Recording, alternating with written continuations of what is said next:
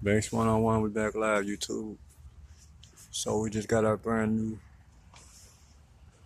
power steering pump on. It's our return line there.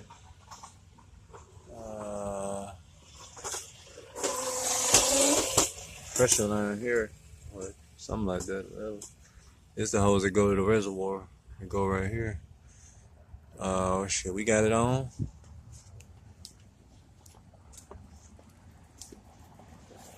We had to go get our kit 2703.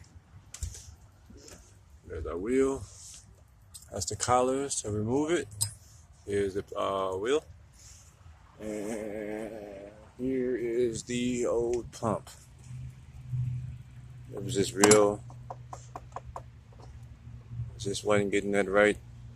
Stiff, real stiff. Here's our reservoir. Yeah.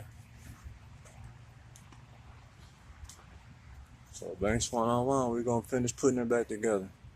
We out.